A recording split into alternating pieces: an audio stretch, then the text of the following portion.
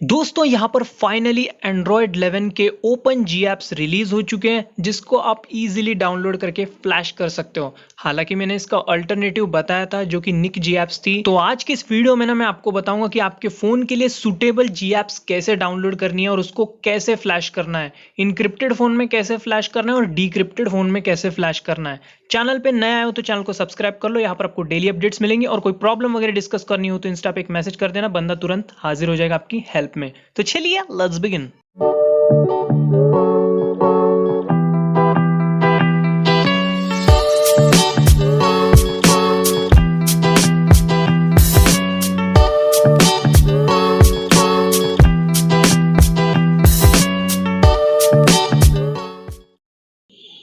तो यहाँ पर ना मैं एंड्रॉयड 11 का कस्टम रोम यूज़ कर रहा हूँ जो कि वेनिला वर्जन है और इसमें कोई भी जी एप्स देखने को नहीं मिलती है।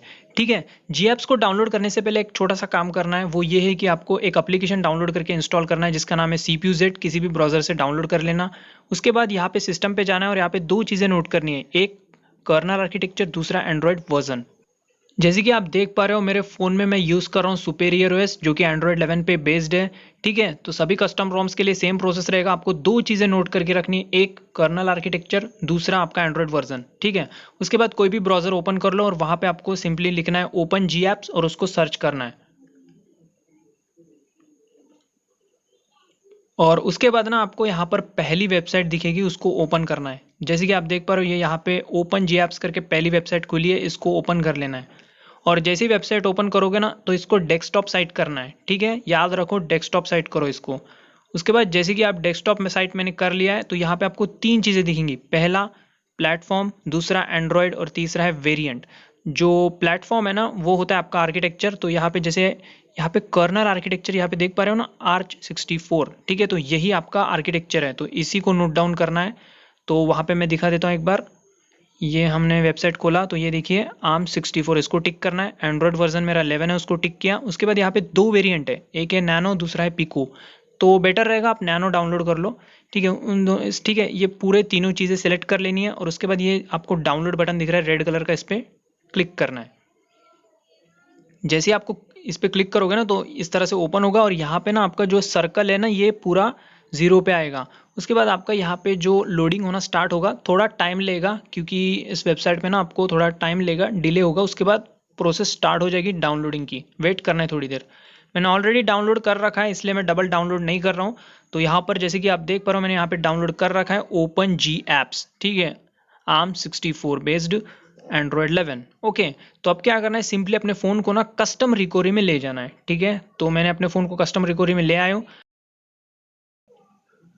तो सबसे पहले ना इनक्रिप्टेड फ़ोन्स के लिए मेथड बता रहा हूँ। सबसे पहले आपको जाना है इंस्टॉल पर।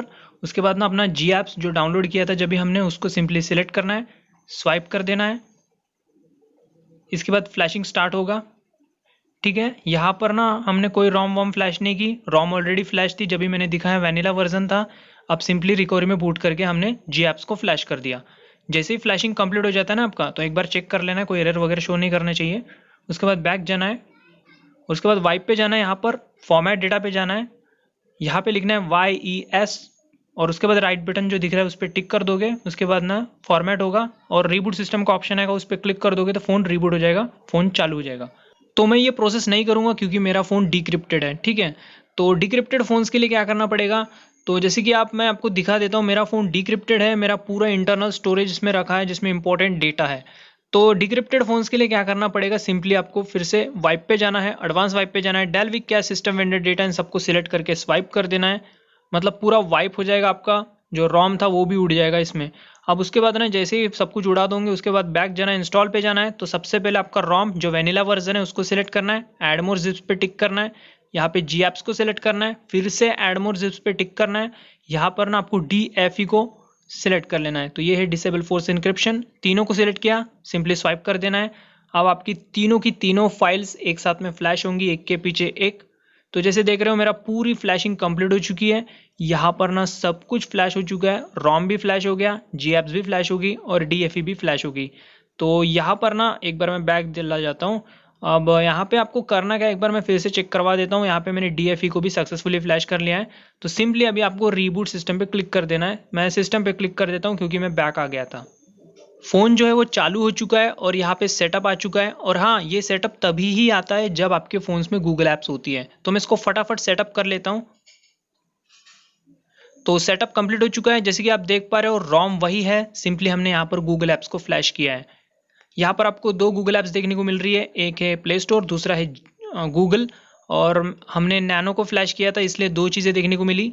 अगर आप पिको को फ्लैश करते हो तो आई थिंक शायद वहाँ पे प्ले स्टोर एक ही देखने को मिलेगा। और यहाँ पे प्ले स्टोर वगैरह सभी चीज़ें परफेक्टली वर्क कर रही है।